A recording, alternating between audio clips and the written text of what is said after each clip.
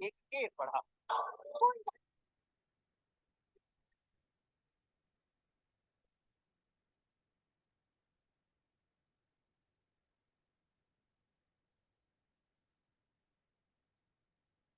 मोहन सिंह ने भी अपने अंदाज में पलटवार करते हुए शायरी पढ़ी। माना के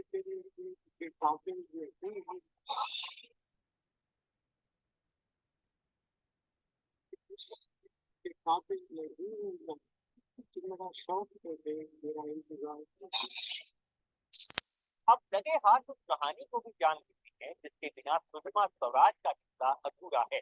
ये कहानी भाजपा के दोबारा सत्ता में आने और नरेंद्र मोदी के साथ उनके कॉन्फ्लिक्ट की है।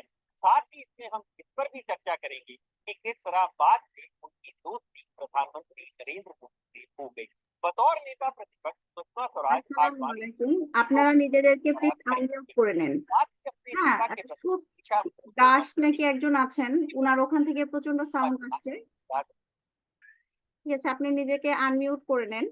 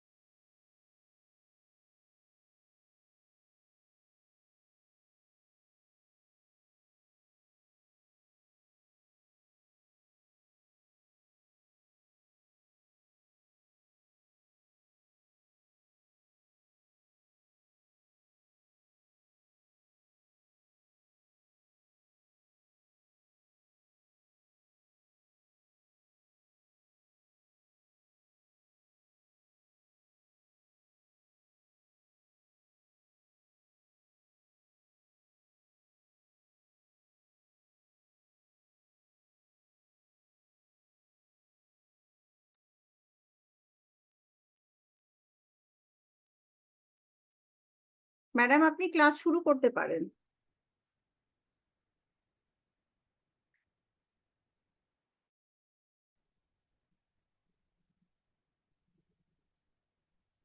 আসসালামু আলাইকুম। ওয়ালাইকুম আসসালাম ম্যাম, কেমন আছেন? ভালো, আলহামদুলিল্লাহ। আপনারা কেমন আছেন? শুনতে এই তো পাচ্ছেন আমার কথা আলহামদুলিল্লাহ। ক্লিয়ারলি? জি ম্যাম, শোনা যাচ্ছে।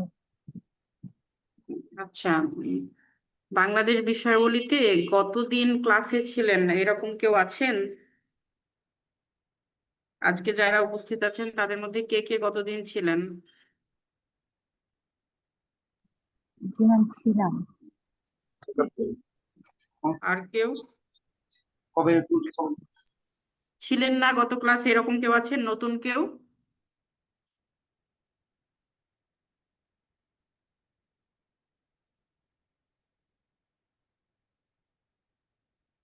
আচ্ছা, সবাই ছিল।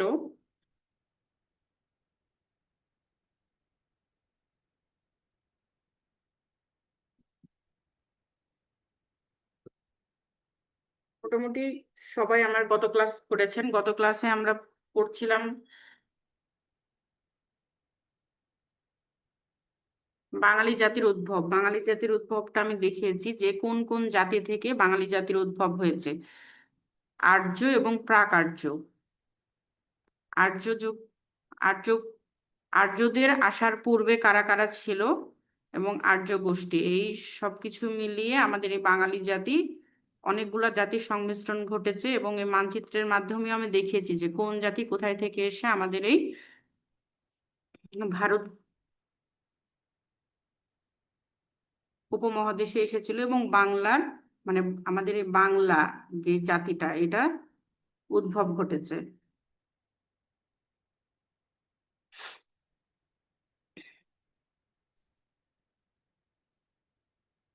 হ্যাঁ, আমাদের এই যে বাংলা, এই বাংলা জাতির উদ্ভব ঘটেছে কোথায়, কোন কোন জাতির সংমিশ্রণে, অনেকগুলো জাতির সংমিশ্রণে বাঙালি জাতির উদ্ভব। সেই কারণে বাঙালি জাতিকে বলা হয় সংকর জাতি। এরপরে আরেকটু আলোচনা করেছিলাম যে বঙ্গ নাম থেকে কিভাবে বাংলাদেশের উৎপত্তি ঘটেছিল, ক্রমবিকাশটা আমরা দেখিয়েছিলাম। এরপরে আমরা চলে গেছিলাম জনপদে। প্রাচীন যুগে বাংলার কয়েকটা জনপদ নিয়ে আলোচনা করেছিলাম। সর্বমোট জনপদের কথা জানা যায় 16টি। 16টি জনপদের কথা জানা যায়, কিন্তু আমাদের যে বাংলাদেশ, সে বাংলাদেশে 7টা জনপদের কথা আমরা জানতে পারি এখন পর্যন্ত। সেই 7টা নিয়ে আমরা আলোচনা করব। এই 7টার পাশাপাশি যে বাংলাদেশের আশেপাশে আর দু একটা আছে, এগুলো নিয়েও একটু জানার চেষ্টা করব। তো সেই দিন আমি মানচিত্রতে যখন দেখাচ্ছিলাম, অনেকে মানচিত্রটা বুঝতে পারছিল না যে বাংলাদেশের কোন পাশে কি আছে। এই কারণে আজকে আমি চিন্তা করেছি যে বাংলাদেশের মানচিত্রটা আগে আমি ভালো করে বুঝাবো, তারপরে আমি জনপদের আলোচনায় আসবো। এটা হচ্ছে আমাদের বাংলাদেশের মানচিত্র। আমরা জানি যে বাংলাদেশ সর্বমোট হচ্ছে জেলা আছে, কয়টি জেলা আছে কেউ বলেন? ম্যাম, 64টি। 64টি। কত? 64। 65 65 ম্যাডাম। 64। আর 64? জি ম্যাম। 65। নতুন কি একটা হয়েছে? আমার জানা মতে 64 আমি জানতাম। ম্যাম, 64 তো আছে, 65 কবে হলো এটা তো জানা নেই। আচ্ছা, আমারও জানা নাই। আমার জানা মতে 64টা জেলা আছে আর বিভাগ আছে 8টা। এই 8টা বিভাগের মধ্যে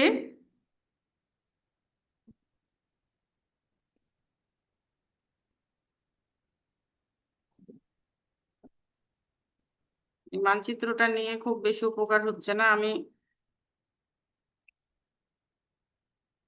দেখাতে পারছি না আন্ডারলাইন করে।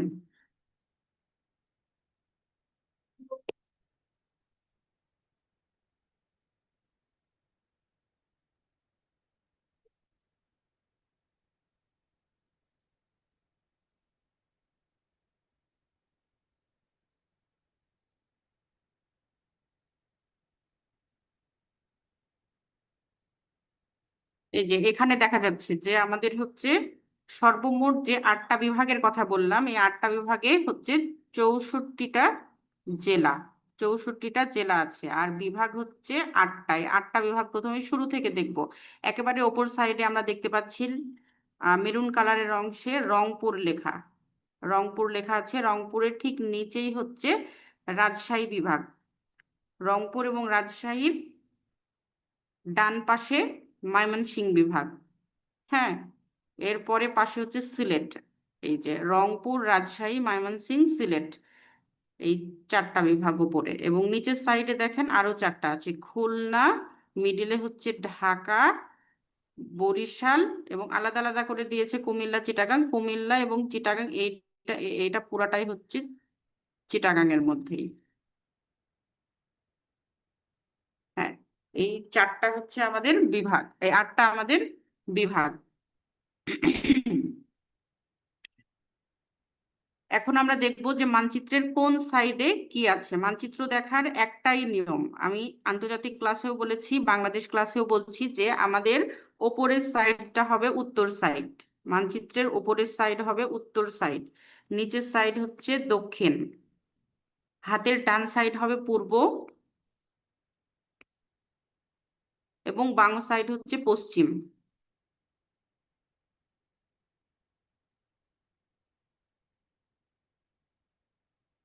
প্রথমে হাতের ডান এবং বাম ঠিক করে ফেলবেন। হাতের ডান সাইড সবসময় পূর্ব এবং বাম সাইড হচ্ছে পশ্চিম সাইড। এই জিনিসগুলা যদি দিকটা ঠিক করতে পারেন মানচিত্রের, তাহলে বাংলাদেশের কোন সাইডে অথবা ম্যাপের কোন সাইডে কোন জায়গাটা আছে খুব ভালোভাবে আইডেন্টিফাই করতে পারবেন। যে এখন যদি আমি বলি যে বাংলাদেশের পূর্বে কোন কোন বিভাগ আছে, আপনারা খুব সুন্দরভাবে বলতে পারবেন। সিলেট আছে, চিটাগাং আছে। যদি উত্তরে কে আছে বলি, তাহলে বলবেন যে ময়মনসিংহ আছে, সিলেট আছে, রংপুর আছে। যদি বলি যে উত্তর এবং পশ্চিমের মাঝামাঝিতে কি কি আছে, বলবেন যে রাজশাহী আছে, রংপুর আছে। খুব সুন্দরভাবে বলতে পারবেন। দক্ষিণ সাইডের গুলাও আলাদা করতে পারবেন, যে খুলনা আছে, বরিশাল আছে, মিডিলে কে আছে সেটাও দেখতে পাচ্ছেন। প্রথমে ঠিক করতে হবে মানচিত্রের সাইড। আবারও বলছি যে আপনারা মানচিত্রের দিক নির্ণয় করবেন ঠিকভাবে, যে আমার হাতের ডান সাইডে পূর্ব দিক এবং বাম সাইডে পশ্চিম দিক, ওপরে উত্তর সাইড, নিচে দক্ষিণ সাইড, এই জিনিসটা ভোলা যাবে না। এখন আমরা দেখব রংপুর। রংপুরে কি কি জেলা আছে, রংপুরে কি কি জেলা আছে সেই জেলাগুলো আমরা হচ্ছে দেখব।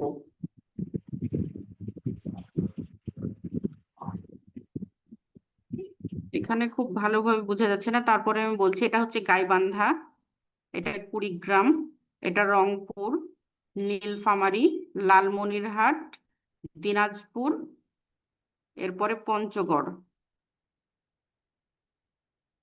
ঠাকুরগাঁও। তাহলে কয়টা? 1টা, 2টা, 3টা, 4টা, 5টা, 6টা, 7টা, 8টা।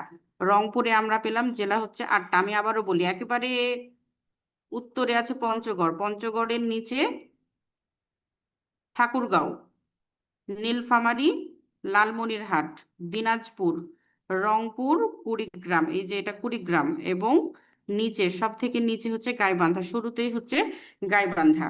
এই রংপুরের হচ্ছে 8টা জেলা। এরপরে আমরা রাজশাহীতে আসি। রাজশাহীতে, রংপুর থেকে রাজশাহীতে ঢুকতেই 2টা জেলা পড়ে, একটা হচ্ছে জয়পুরহাট আর একটা বগুড়া। জয়পুরহাট বগুড়া পার হয়ে হচ্ছে নওগাঁ।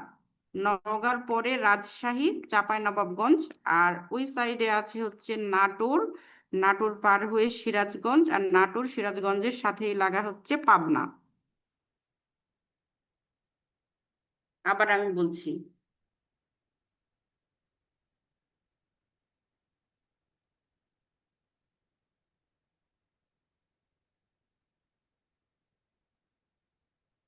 রাজশাহীতে, রাজশাহীর শুরুতেই, রংপুর থেকে রাজশাহীতে আসার পথেই হচ্ছে প্রথমে পড়বে জয়পুরহাট। জয়পুরহাট এবং বগুড়া।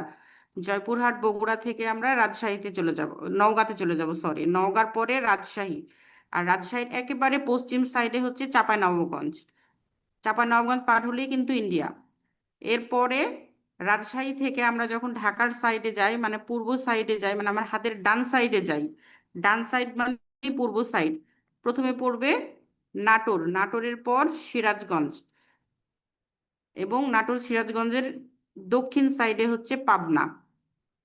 তাহলে এখানে আমরা কয়টা জেলা পেলাম বলেন? রাজশাহীতে এবং রংপুরে কয়টা করে পেলাম জেলা? 8টা করে ম্যাম। হ্যাঁ, 8টা করে। রাজশাহীতে 8টা, রংপুরেও 8টা।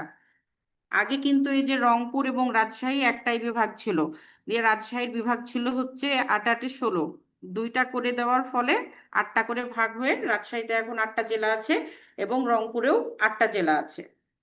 এরপরে আমরা যা দেখবো ময়মনসিংহ। ময়মনসিংহতে, ময়মনসিংহ কিন্তু ছোট একটা বিভাগ। মানে ময়মনসিংহতে মোট হচ্ছে 4টা: শেরপুর, জামালপুর, নেত্রকোনা এবং কিশোরগঞ্জ। এই যে 4টা মিলে হচ্ছে ময়মনসিংহ বিভাগ। সিলেটেও 4টা। সিলেটে প্রথমে হচ্ছে সুনামগঞ্জ, এরপরে এটা হচ্ছে সিলেট, নিচে হবিগঞ্জ, এবং এটা হচ্ছে মৌলভীবাজার।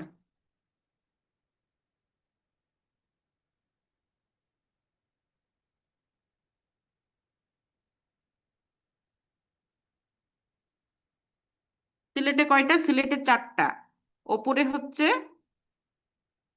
সুনামগঞ্জ, সুনামগঞ্জের নিচে হবিগঞ্জ, এটা হচ্ছে মৌলভীবাজার।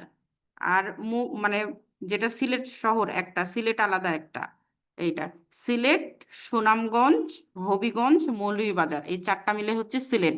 সিলেটে 4টা। সিলেট ছাড়া বাকি 3টার নাম মনে রাখতে হবে। একটা হচ্ছে সুনামগঞ্জ, সুনামগঞ্জের নিচে হবিগঞ্জ, এবং হবিগঞ্জের ডান পাশে মানে পূর্ব সাইডে হচ্ছে মৌলভীবাজার। 4টা। ময়মনসিংহে 4টা পেলাম এবং সিলেটেও 4টা পেলাম। তাহলে সর্বমোট এখন পর্যন্ত আমরা পেলাম 24টা। এরপরে আমরা চলে যাই খুলনাতে। খুলনার গুলো অনেক ছোট ছোট, আপনারা বুঝবেন কিনা তারপরে একটু মানে আমি বলে দিচ্ছি, আগে সবগুলো পরিষ্কার করি।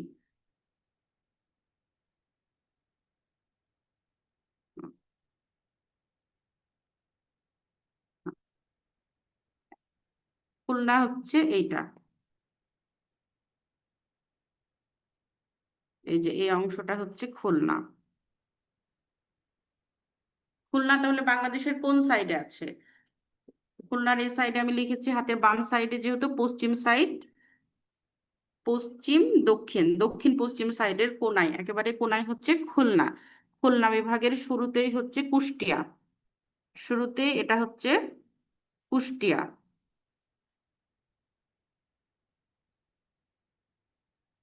কুষ্টিয়া, এটা যশোর, আমিও তো বুঝতে পারছি না ভালো করে, এটা মাগুরা, নড়াইল, বাগেরহাট, খুলনা, সাতক্ষীরা।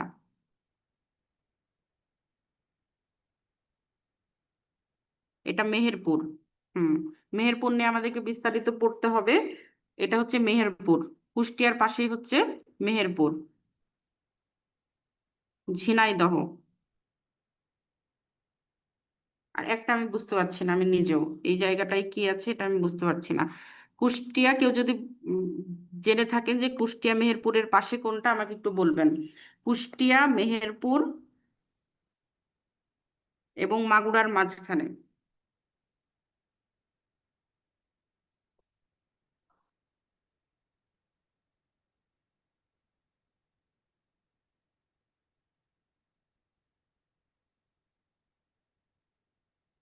ম্যাম ওটা চুয়াডাঙ্গা। চুয়াডাঙ্গা। হ্যাঁ, চুয়াডাঙ্গা। তাহলে কুষ্টিয়া, মেহেরপুর, চুয়াডাঙ্গা, ঝিনাইদহ, এরপরে মাগুরা, যশোর, নড়াইল, আর নিচের গুলা তো বললাম যে বাগেরহাট, খুলনা, আর এটা হচ্ছে সাতক্ষীরা। হুম, এখানে কয়টা পেলাম আমরা? 1 2 3 4 5 6 7 8 9 10টা। সর্বমোট হচ্ছে 10টা, অনেকগুলো পেয়ে গেলাম। বরিশাল, বরিশালে বেশি না, বরিশালে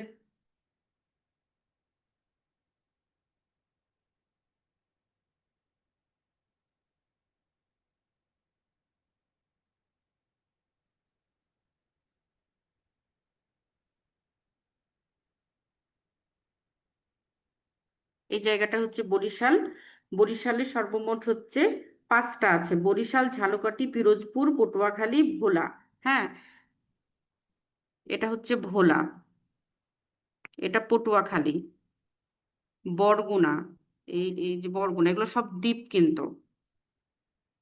আমরা জানি বাংলাদেশ সব থেকে বড় মানে জেলা হচ্ছে দ্বীপ, এই যে ভোলা। এরপরে বরিশাল, এইটা বরিশাল শহর, এটা পিরোজপুর। ভালো মানচিত্র আমি অনেক খোঁজার চেষ্টা করেছি যেগুলো অনেক ক্লিয়ার বোঝা যায়, সে এরকম মানে পাওয়া যাচ্ছে না। সবগুলাতেই অনেক ছোট ছোট লেখা, এটা মোটামুটি ভাবে একটু বোঝার মতো ছিল, এই কারণে আমি নিয়েছি। আপনারা আপনারা মানচিত্র কিনবেন এবং নিজেরা এটা প্র্যাকটিস করবেন। আমি জাস্ট একটু দেখাই দিচ্ছি, এইভাবে হবে না, মানে নিজেদেরকে আপনাদেরকে মানচিত্রটা ভালো করে পড়তে হবে।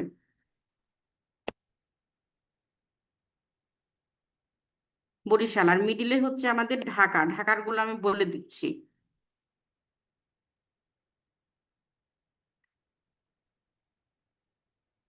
ঢাকাতে কিন্তু সব থেকে বেশি জেলা আছে। একজন মেসেজ করে বলেন যে ঢাকাতে সর্বমোট কয়টা জেলা আছে।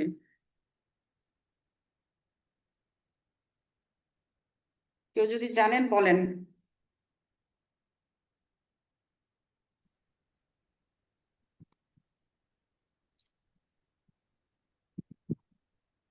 একজন বলেছে 13টা, আরেকজন বলেন।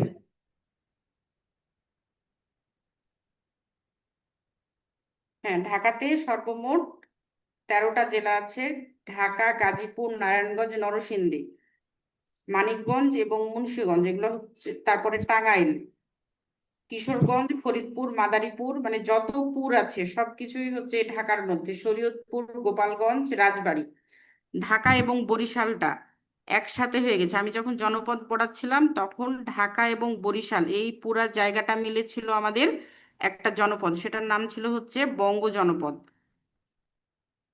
ঢাকা এবং এই বরিশাল, এই যে পদ্মা নদীটা এসেছে ইন্ডিয়াতে হচ্ছে গঙ্গা, এবং বাংলাদেশে ঢোকার পরে এটার নাম হয়ে গেছে পদ্মা। এই পদ্মা এরকম একটা জায়গা দিয়ে এসে এখানে মিলিত হয়েছে যমুনার, সরি, মেঘনার সাথে। তো এই যে পদ্মা নদী, পদ্মা নদীর উত্তরের সাইডকে বলা হচ্ছে বিক্রমপুর এবং নিচের সাইডকে বলা হচ্ছিল নাব্য। এই কারণে এই ঢাকাতে যেই যেই জেলাগুলো আছে, পদ্মার ওই পারের জেলা এবং পদ্মার দক্ষিণ সাইডে কি কি জেলা আছে সেগুলো আমাদেরকে একটু দেখতে হবে। পদ্মার ওপর সাইডে আছে নারায়ণগঞ্জ, ঢাকা, গাজীপুর, টাঙ্গাইল, নিচে আছে গোপালগঞ্জ, রাজবাড়ী, এগুলা। এরপরে বরিশাল, ভোলা, পটুয়াখালী, এগুলোও কিন্তু বঙ্গ জনপদের অংশ। মানে সর্বমোট আমাদের এখানে আহ, বরিশালের হচ্ছে 5টা এবং ঢাকার যেই 13টা, এই 13 এবং 5 যোগ করে এই সবগুলা হচ্ছে আমাদের বঙ্গ জনপদের জেলা।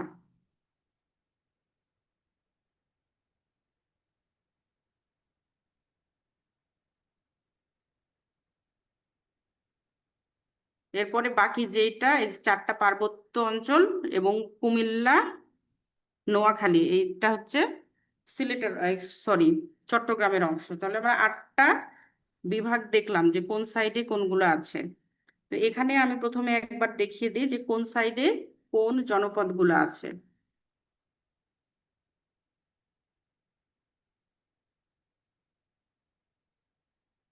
বাংলাদেশের একেবারে পূর্ব সাইডে পাহাড়ি যে 2টা অঞ্চল আছে, সিলেট এবং চিটাগাং, এটা হচ্ছে হরিকেল জনপদের অংশ। একেবারে এইভাবে আলাদা হয়েছে যে পাহাড়ি এলাকা সিলেট এবং চিটাগাং, এটা হচ্ছে হরিকেল জনপদের। এবং এই যে এখানে কুমিল্লা আছে, এই কুমিল্লাটা হচ্ছে সমতট। কুমিল্লার মধ্যে কুমিল্লা, নোয়াখালী, ফেনী, এগুলো মিলে হচ্ছে আমাদের সমতটের অংশ। ঢাকা আর বরিশাল এটা বঙ্গ।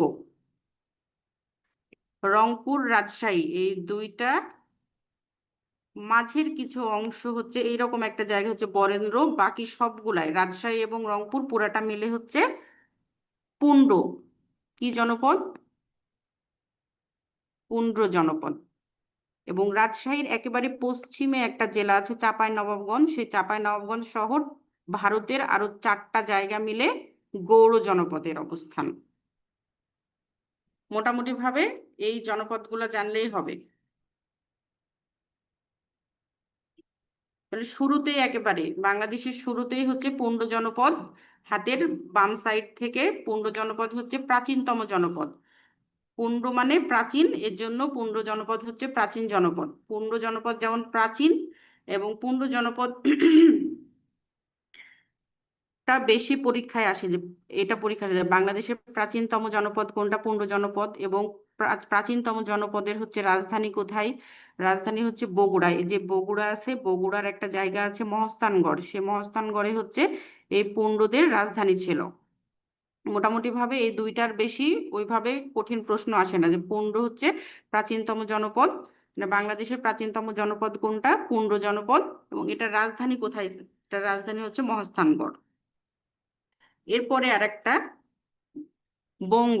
বঙ্গ হচ্ছে সব থেকে বড় জনপদ। আমরা দেখতে পাচ্ছি যে 2টা বিভাগ মিলে বঙ্গের অবস্থান, এই কারণে বঙ্গ হচ্ছে বাংলাদেশের সব থেকে বড় জনপদ।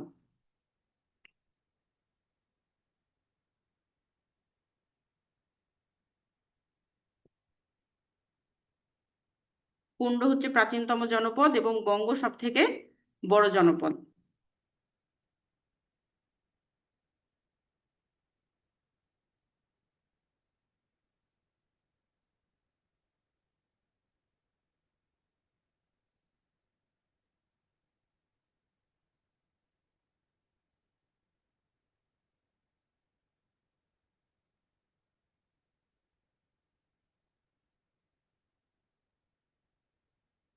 বঙ্গ জনপদটা আমরা দেখব। আমরা দেখেছিলাম বঙ্গ জনপদ হচ্ছে ঢাকা, ময়মনসিংহের হচ্ছে একটু অল্প জায়গা এবং বরিশাল ফরিদপুর মিলে হচ্ছে আমাদের বঙ্গ জনপদ। বঙ্গ জনপদের মধ্যে কিন্তু বরিশালও আছে, বরিশালের আরেকটাও নাম আছে চন্দ্রদ্বীপ। বঙ্গ হচ্ছে আয়তনে বৃহত্তম জনপদ। এই বঙ্গ জনপদ হচ্ছে 2 ভাগে বিভক্ত, একটা হচ্ছে বিক্রমপুর আর একটা হচ্ছে নাব্য। এই বিক্রমপুর হচ্ছে উত্তর সাইডে, গঙ্গা নদীর উত্তর সাইডে যেগুলা, সে অংশটা হচ্ছে বিক্রমপুর। মুন্সিগঞ্জ, ঢাকা, ময়মনসিংহ, নারায়ণগঞ্জ এগুলো হচ্ছে নদীর উত্তর সাইডে, এই কারণে এই উত্তর সাইডের জায়গাগুলো হচ্ছে বিক্রমপুরের অংশ। এবং যেটা হচ্ছে নাব্য, নাব্য হচ্ছে দক্ষিণ অংশে, দক্ষিণ অংশে আছে ফরিদপুর, বরিশাল, পটুয়াখালী। এরপরে পুন্ড্র। এই পুন্ড্র হচ্ছে বগুড়া, রাজশাহী, রংপুর, দিনাজপুর এবং গঙ্গা ভাগীরথী থেকে করতোয়া পর্যন্ত যে অঞ্চলটা পুরাটাই হচ্ছে এই পুন্ড্রর অংশ, গঙ্গা ভাগীরথী থেকে করতোয়া পর্যন্ত।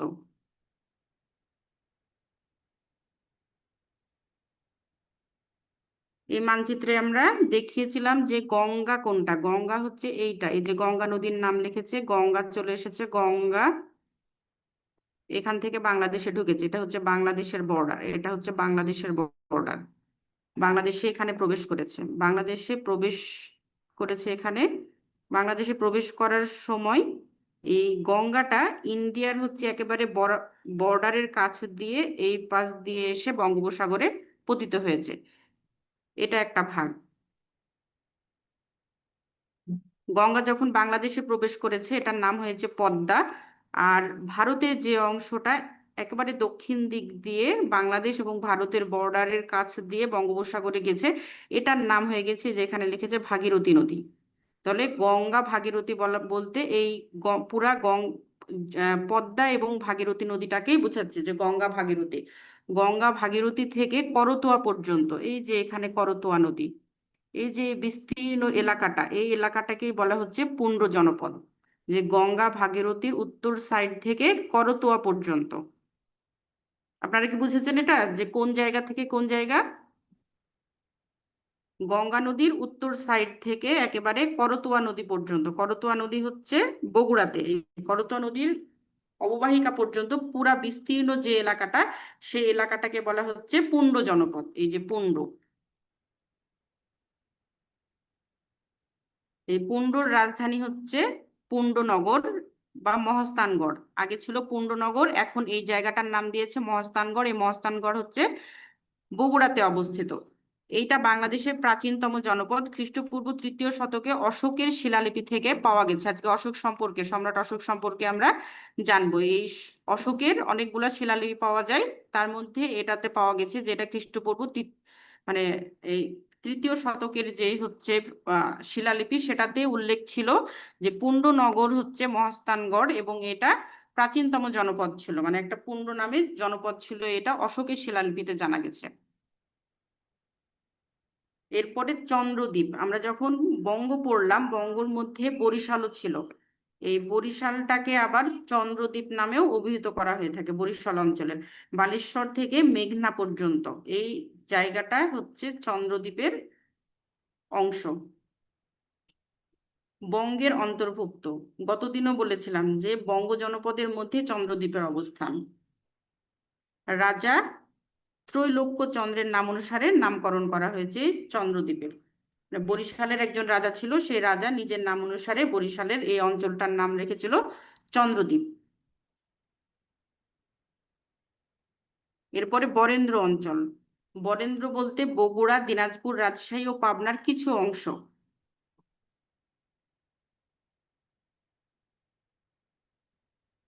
বরেন্দ্রর মধ্যে যে জেলাগুলো আছে বগুড়া, দিনাজপুর, রাজশাহী এবং পাবনা, পাবনা ছাড়া বাকি 3টাই হচ্ছে এই পুণ্ডের মধ্যেও আছে। দেখেন এখানে বগুড়া আছে, পুণ্ডতেও বগুড়া আছে, রাজশাহী আছে বরেন্দ্রতে, পুণ্ডতেও রাজশাহী আছে, পুণ্ডতে দিনাজপুর আছে, বরেন্দ্রতেও দিনাজপুর আছে।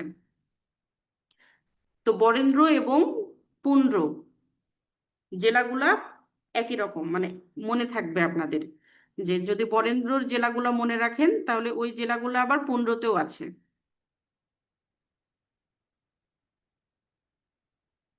হরিকেল। হরিকেল হচ্ছে আমাদের পার্বত্য যে দুইটা বিভাগ আছে, সেই বিভাগের জেলাগুলো নিয়ে আমাদের হরিকেল জনপদ। সিলেট, চট্টগ্রাম ও পার্বত্য চট্টগ্রাম, এই অঞ্চলটা নিয়ে আমাদের হরিকেল জনপদ। সমতটটা কোথায় আমরা দেখব?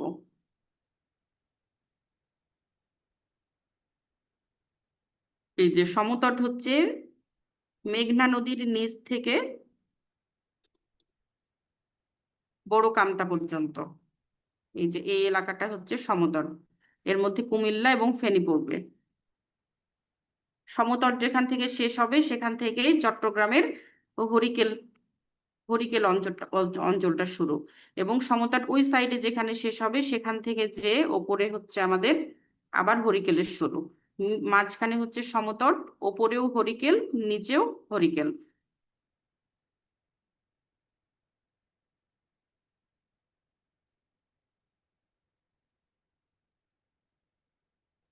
যে এই অংশটা বাংলাদেশে পড়েছে, এই অংশটা বাংলাদেশে। আর ত্রিপুরা, এই অঞ্চলটা হচ্ছে ত্রিপুরা, ইন্ডিয়ার ত্রিপুরা। এই ত্রিপুরা অংশটাও হরিকেলের অংশ, কিন্তু আমাদের বাংলাদেশের অংশ না। আমাদের বাংলাদেশে হচ্ছে সিলেট আর চট্টগ্রাম, এটা সমতট। বঙ্গটা দেখেন কত বড় এলাকা মিলে বঙ্গ, পুরাটাই হচ্ছে বঙ্গের অংশ। চন্দ্রদ্বীপটাও একটা বঙ্গেরই অংশ। পুণ্ড এবং বরেন্দ্র একসাথেই সবগুলা জেলা মিলে যাবে। এই যে গৌড়, গৌড়ের পুরাটাই হচ্ছে ইন্ডিয়ার মধ্যে, শুধুমাত্র আমাদের চাঁপাই নবাবগঞ্জ হচ্ছে গৌড়ের একটা জেলা। হ্যাঁ বলেন।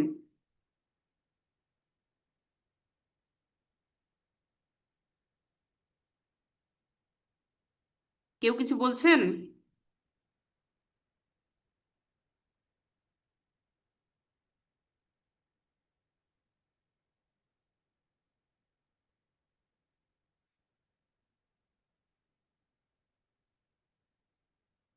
আমি যে কয়েকটা জনপদের কথা বললাম ওই জনপদগুলো একটু পড়বেন, ওখান থেকে আপনারা মোটামুটি জনপদ থেকে কিন্তু 1 থেকে 2টা প্রশ্ন আসে প্রতিবার। BCS এ 1 থেকে 2টা প্রশ্ন আসবে, অন্যান্য পরীক্ষায় একটা প্রশ্ন তো মাস্ট আসবে। তো জনপদটা আপনারা ভালো করে দেখবেন। এবার আমি চলে যাব প্রাচীন বাংলার ইতিহাসে। প্রাচীন বাংলার ইতিহাস আমাদের যে বইগুলো আমরা পড়ি সেগুলোতে দেখা যায় 326 অথবা 321 খ্রিস্টপূর্বাব্দ থেকে ইতিহাসটা দেখা যায়। এই সময় একটা বড় ঘটনা ঘটেছিল। এই বড় ঘটনাটা জানার জন্য আমাদেরকে জানতে হবে একটা মানে পৃথিবীর ইতিহাসের সর্বশ্রেষ্ঠ একজন বীর সম্পর্কে। তার নাম হচ্ছে আলেকজান্ডার দি গ্রেট। ওনার সম্পর্কে একটু আমাদেরকে, যদি আমরা না জানি তাহলে পরবর্তী যে আলোচনাগুলো এগুলো ভালোভাবে বোঝা যাবে না। তো এই আলেকজান্ডার দি গ্রেট সম্পর্কে এখন আমরা একটু জানবো। একটু মনোযোগ দিয়ে শুনবেন, যেহেতু এখানে ওইটা নোট করা না, আপনাদেরকে এটা মানে শুনে মনে রাখতে হবে।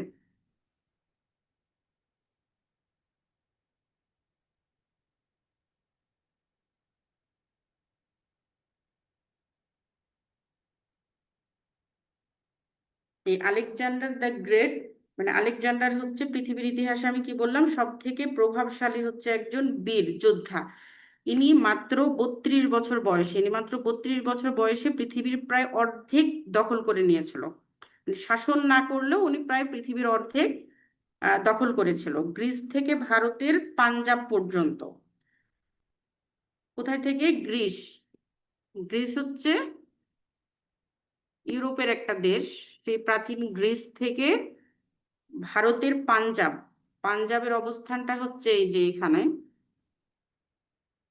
ভারতের ভারতের একটা পাঞ্জাব অংশ আছে এবং পাকিস্তানেও একটা পাঞ্জাব অংশ আছে। এই যে এই পাঞ্জাব এই পর্যন্ত তারা কি করেছিল? দখল করে নিয়েছিল।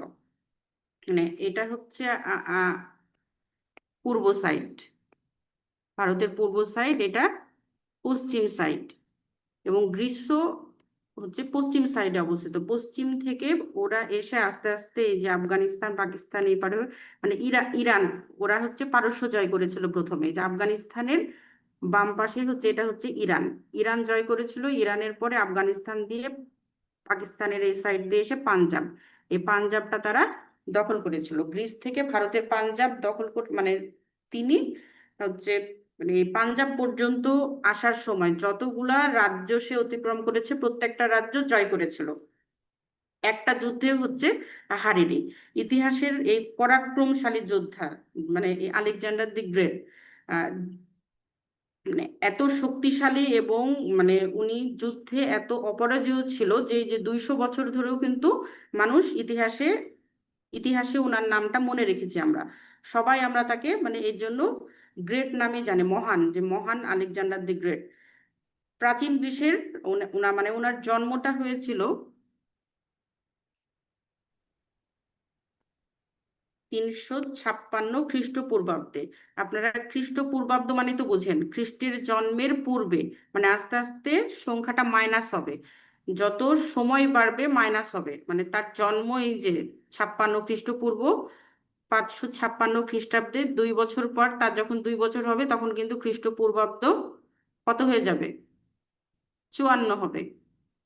তার জন্ম 56-তে, কিন্তু খ্রিস্টপূর্বাব্দ যেহেতু সময়গুলো আস্তে আস্তে মাইনাস হবে, 354 এইরকম। 4 বছর পরে হবে 352। এই হিসাবটাকে আপনারা জানেন? না জানলে বলেন। ম্যাম একটু বোঝাই দেন এটা। আচ্ছা, খ্রিস্টের জন্মের সময়কে শূন্য ধরা হয়, তারপরে হচ্ছে 1 বছর, 2 বছর, 3 বছর এরকম, আর তার আগের গুলাকেও এরকম ধরা হয়। খ্রিস্টপূর্ব 1, খ্রিস্টপূর্ব 2,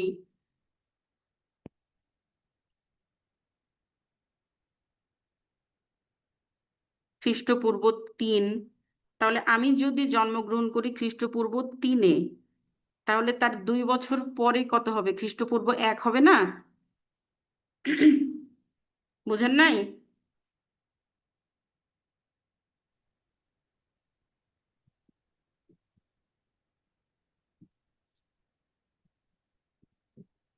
খ্রিস্টের জন্মের সময় থেকে সময় গণনা শুরু হয়েছে, ওই সময়টা ছিল 0 থেকে শুরু হয়, এরপরে 100 বছর।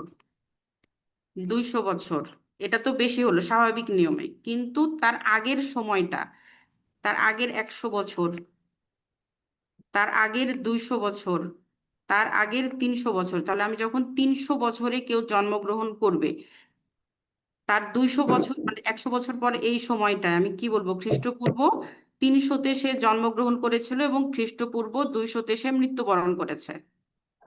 মৃত্যুর সময়টাই কম দেখাচ্ছে না? জি ম্যাম। এবার কি বুঝেছেন? জি। হ্যাঁ, খ্রিস্টের জন্মের আগের সময়টা কমবে এবং পরের সময়টা বেশি হবে।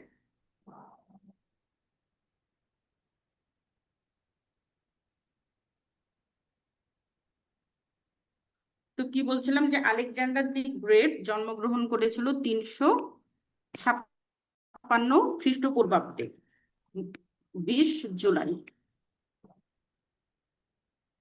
20 জুলাই উনি জন্মগ্রহণ করেন গ্রিসের মেসিডোনিয়া নামক একটা সাম্রাজ্যে। গ্রিসের মেসিডোনিয়া নামক একটা সাম্রাজ্যে উনি জন্মগ্রহণ করেছিলেন। ওনার পিতা ছিল হচ্ছে রাজা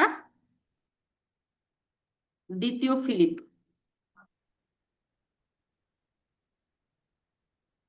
দ্বিতীয় ফিলিপ, এটাও কিন্তু প্রশ্নে আসে যে আলেকজান্ডারের পিতার নাম কি? দ্বিতীয় ফিলিপ।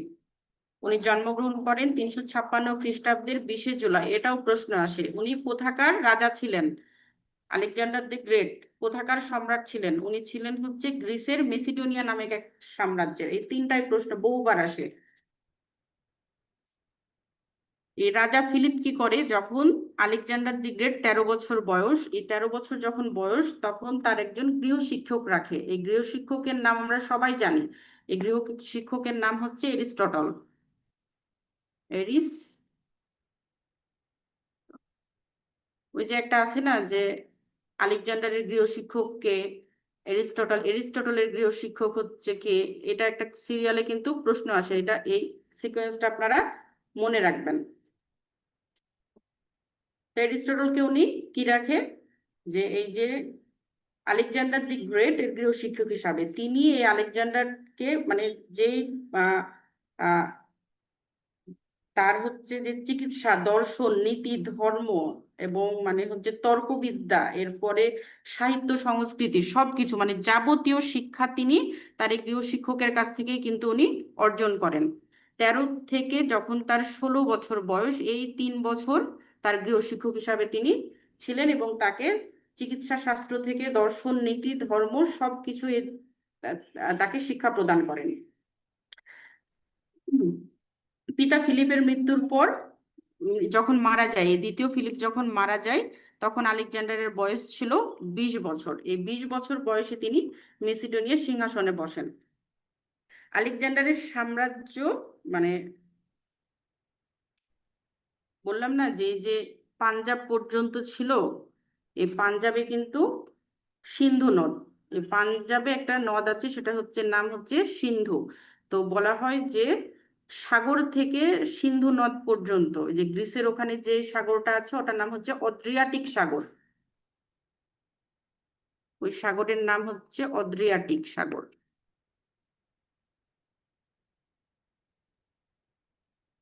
অদ্রিয়াটিক থেকে সিন্ধু,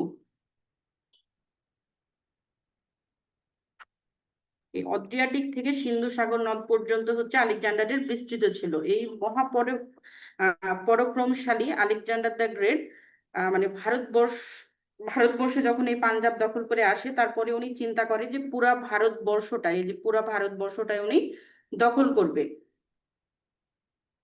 কিন্তু এখানে এসে উনি ভারতবর্ষ দখল করতে পারেননি। এটার কারণ হচ্ছে যে উনি টানা তার সৈন্যবাহিনী দিয়ে যুদ্ধ করতে করতে লাহোরে মানে পাঞ্জাবে পৌঁছায়। টানা 8 বছর যুদ্ধ করার কারণে তার সৈন্যবাহিনীরা আর যুদ্ধ করতে রাজি হয়নি। মানে ভারতবর্ষ দখল না করে তাকে ফিরে যেতে হয়। মানে সৈন্যরা বাধা প্রদান করে, তিনি তখন দখল না করে তিনি ফিরে যান ভারতে। এই যে ভারতবর্ষে এখানে পাঞ্জাব দখল করার পর আস্তে আস্তে আরো কিছু রাজ্যে, এই দিক দিয়ে উত্তর পশ্চিম সাইডের যে রাজ্যগুলা, এই সব রাজ্যে তার সৈন্যবাহিনী আসে এবং প্রায় 19 মাস অবস্থান করেছিল। কিন্তু যেই সময় অবস্থান করে সৈন্যরা, সেই সময়টা প্রচুর বৃষ্টি হচ্ছিল এবং শীতও ছিল। প্রচুর বৃষ্টি বলতে টানা 70 দিন বৃষ্টি হচ্ছিল। এই বৃষ্টিতে বিভিন্ন জায়গায় বন্যার সৃষ্টি হয়েছিল। এরকম বৃষ্টি বা বন্যার সম্মুখীন ওই সৈন্যরা কখনো হয়নি। এই কারণে তারা এমনিতেই 8 বছর যুদ্ধ করে ক্লান্ত বিধ্বস্ত ছিল। এরপরে আবার এখানে এসে প্রতিকূল আবহাওয়া, তাদের আবহাওয়ার সাথে মানে তাদের যে পশ্চিমা আবহাওয়ার সাথে আমাদের ভারতবর্ষের আবহাওয়ার মিল ছিল না। এই কারণে তারা বিদ্রোহ করে বসে। আলেকজান্ডারকে বলে যে আমরা হচ্ছে যুদ্ধ আর করবো না, আমরা ফিরে যেতে চাই। কিন্তু আলেকজান্ডার তো মানে আহ নাছোড়বান্দা, সে ভারত জয় করেই যাবে এরকম মনোনিবেশ সে করেছিল। কিন্তু সৈন্যদের মধ্যে অর্ধেকের বেশি সৈন্য বিদ্রোহ করে বসে। তিনি আবার বিদ্রোহ যারা করে তাদেরকে কি করে, মৃত্যুদণ্ড দিয়ে ফেলে। মৃত্যুদণ্ড এই মৃত্যুদণ্ড দেওয়ার কারণে আহ বিদ্রোহ না কমে আরো বিদ্রোহ বেশি হয়। যে সৈন্যদের বিভিন্ন ধরনের বাধা আসতে থাকে এবং তারা মানে ছোটখাটো বিদ্রোহ করতেই থাকে। এইরকম এক পর্যায়ে আহ সে কিন্তু পিছু হটতে শুরু করে যে না, আমি ভারত জয় করতে পারবো না। এই কারণে ভারত জয়ের বিষয় আসলে উনি জয় করেছিল নাকি ফেরত গেছিল, অনেক মানে আছে। কিছু কিছু ইতিহাসবিদ বলে যে উনি হচ্ছে ভারত জয় করেই গেছিল, মূল ভূখণ্ড জয় করতে না পারলেও কিছু অংশ জয় করেছিল। আবার অনেকে বলে যে না, এই সময় একটা রাজা ছিল, পারভাস রাজ্যের একজন রাজা, তার নাম হচ্ছে পুরুষ। এই যে পুরুষ পুরুষ নামের একটা রাজা ছিল, এটা অনেক শক্তিশালী ছিল। ওনার একটা শক্তিশালী হাতি বাহিনী ছিল। এই হাতি বাহিনী কঠোর প্রতিরোধ গড়ে তুলেছিল। যে আলেকজান্ডারের যে বাহিনী ভারতের বিভিন্ন উত্তর এবং পশ্চিম, এই সাইডে উত্তর পশ্চিম সাইডে বিভিন্ন জায়গায় সবসময় তারা আক্রমণ করত। তো এই আক্রমণের মানে কঠোর প্রতিরোধ গড়ে তুলেছিল এই যে রাজা পুরুষ তার বিশাল হাতি বাহিনী নিয়ে। যখনই প্রতিরোধ গড়ে তুললো, তখন তারা কিন্তু আহ মানে এই যে 8 বছর ধরে অপরাজিত বাহিনী পরাজয়ের দ্বার প্রান্তে এসে তারা মানে অনেকে যুদ্ধে নিহত হয় এবং আহ বাকি যারা ছিল তাদেরকে নিয়ে ইরাকে, আমাদের এই যে পাকিস্তান, আফগানিস্তানের পরে এখানে ইরান আছে, ইরানের পাশেই হচ্ছে ইরাক। ইরাকে ব্যাবিলন নামের একটা জায়গা আছে, সেই ব্যাবিলনে কিন্তু আলেকজান্ডার দি গ্রেট ফিরে যায়। এবং ব্যাবিলনে তার 2 বছর পর, এখান থেকে যখন যায় তার 2 বছর পর 323 সম্ভবত 323 খ্রিস্টপূর্বাব্দে তিনি হচ্ছে মারা যায়। তার মারা মারা যাওয়ার ঘটনাতে বলা হয় যে এই যে ভারতে যখন যুদ্ধ পরিচালনা করেছিল তখন তিনি হয়তো আঘাতপ্রাপ্ত হয়েছিল। সেখান থেকে তিনি সেরে উঠতে না পেরে মারা যায়। আবার অনেকে বলে তার অনেক শত্রু তৈরি হয়েছিল তার সৈন্যদের মধ্যেই, তারা তাকে বিষক্রিয়ায় মানে ম্যালেরিয়ার একটা বিষ পান করিয়ে দিয়েছিল। পরে ম্যালেরিয়া হয় এবং তিনি আর আরোগ্য লাভ করেনি, এভাবে তিনি মারা যায়। আবার এরকমও বলা হয় তিনি যে মানে গ্রিসের যে ইতিহাসবিদ তারা বলে যে না, উনি পুরুষ, এই যে রাজা পুরুষ একে পরাজিত করেছিল। পরাজিত করে এই পুরুষকে ধরে নিয়ে গেছিল ব্যাবিলনে। ধরে নিয়ে যাওয়ার পর রাজা পুরুষকে উনি জিজ্ঞাসা করেছিল যে আপনি এখন কি চান। তখন রাজা পুরুষ বলেছিল যে আমি একজন রাজা, রাজার কাছে একজন রাজা যা চাই আমি সেটাই চাই। এরকম সাহসিক উত্তর শুনে উনি বলেছিল যে আচ্ছা ঠিক আছে, আপনাকে আপনার বড়বাস হচ্ছে যে রাজ্য সেটা আপনাকে আমি দিয়ে দিলাম, আপনি সেখানে আহ রাজ্য পরিচালনা করেন। তো ওনাদের মধ্যে একটা সন্ধি হয়েছিল, সেই সন্ধির পরে অনেক উপহার পাঠিয়েছিল পুরুষ, তার মধ্যে অনেক নারী উপহার ছিল। তো মানে সেই নারীদের মানে বিষক নারীদের মাধ্যমে বিষক্রিয়া পাঠিয়েছিল আহ আলেকজান্ডারকে মারার জন্য। মানে এইরকম অনেকগুলো ছোট ছোট অনেক ঘটনা প্রচলিত আছে যে এইসব কারণে আলেকজান্ডার মারা যায়। তো যাই হোক, আলেকজান্ডার ঘটনার মানে আলেকজান্ডারটা জানার কারণ হচ্ছে যে আলেকজান্ডারের সময়, আলেকজান্ডার যখন ভারতবর্ষ জয় করতে না পেরে চলে গেল, তারপর থেকে হচ্ছে আমাদের এই ইতিহাসটা, প্রাচীন বাংলার যে ইতিহাস সেই ইতিহাসটা রচনা করা হয়। তার আগের ওই রকম মানে লিখিত কোনো ইতিহাস আমাদের নাই। আলেকজান্ডার কে ছিল? রাজা ফিলিপের হচ্ছে পুত্র, দ্বিতীয় ফিলিপের পুত্র। উনি জন্মগ্রহণ করেন 356 খ্রিস্টপূর্বাব্দে, মারা যায় 323 খ্রিস্টপূর্বাব্দে। মারা যায় কোথায়? ব্যাবিলনে, ইরাকের ব্যাবিলনে মারা যায়। এটাও কিন্তু প্রশ্নে আসে। এবং ভারতের কি দখল করেছিল? পাঞ্জাব দখল করেছিল। পুরা ভারত কিন্তু উনি দখল করতে পেরেছিল না। মূল ভূখণ্ড ছিল গঙ্গার আশেপাশের জায়গাগুলা, এই গঙ্গা পর্যন্ত আলেকজান্ডার পৌঁছাতে পেরেছিল না। তো আমরা আজকে প্রথমে দেখব হচ্ছে মৌর্য সাম্রাজ্য। মৌর্য সাম্রাজ্যটা দেখব, মৌর্য সাম্রাজ্যের উত্থান এবং প্রতিষ্ঠা।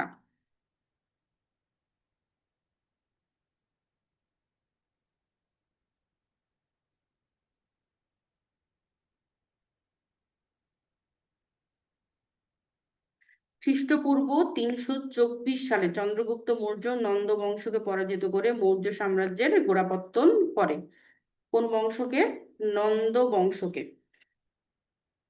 প্রাচীন ভারতের লৌহ যুগে, মানে এই যে মৌর্য সাম্রাজ্যটা আমরা পড়ছি, এটা এটা হচ্ছে যে লৌহ যুগের পরবর্তী একটা সময়ে হচ্ছে এই মৌর্য সাম্রাজ্যটা প্রতিষ্ঠিত হয়েছিল। লৌহ যুগে একটি বিস্তীর্ণ সাম্রাজ্য ছিল এই মৌর্য সাম্রাজ্য। মৌর্য সাম্রাজ্যটা অনেক বড় ছিল, প্রথমে অল্প হলেও অনেক পরবর্তীতে মোটামুটি ভাবে দক্ষিণ ভারতের কিছু অংশ ছাড়া, এই যে দক্ষিণ ভারত, দক্ষিণ হচ্ছে এই অঞ্চল, দক্ষিণ ভারত নিচে দক্ষিণ সাইড, দক্ষিণ ভারতের কিছু অঞ্চল ছাড়া পুরা ভারত, ভারতের উত্তর সাইড, পশ্চিম সাইড এবং ভারতের হচ্ছে পূর্ব সাইড পুরাটাই ছিল এই মৌর্য সাম্রাজ্যের অন্তর্ভুক্ত।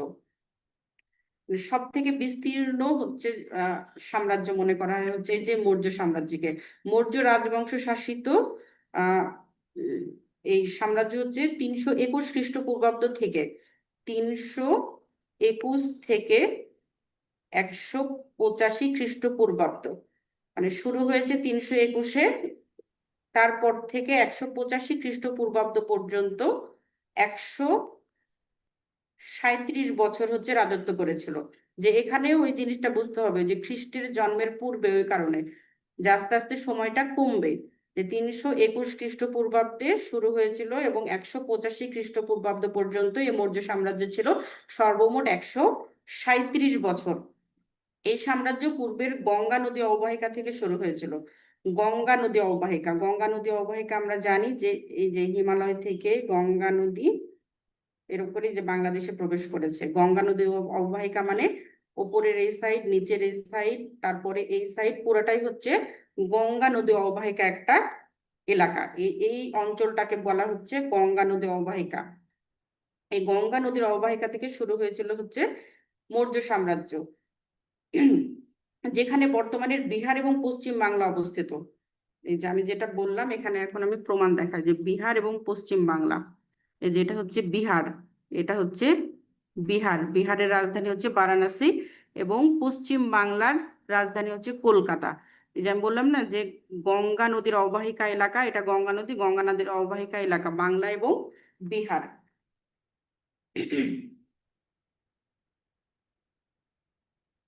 এই রাজ্যের রাজধানী ছিল পাটালিপুত্র। এখন তো অনেক রাজধানী মানে আলাদা আলাদা রাজ্যের আলাদা আলাদা নাম দিয়েছে, কিন্তু এই যে বাংলা বিহার এই অঞ্চলটার রাজধানী ছিল পাটালিপুত্র, বর্তমানে পাটনা নামে জানা যায়। মানে এখন কিন্তু পাটনা এই জায়গাটার নাম আছে, তখন ওই জায়গাটাকে বলা হতো পাটালিপুত্র। এটা কিন্তু প্রশ্নে আসে যে মৌর্য সাম্রাজ্যের রাজধানী কোথায় ছিল, তাহলে রাজধানী হয়ে যাবে কিন্তু পাটালিপুত্র।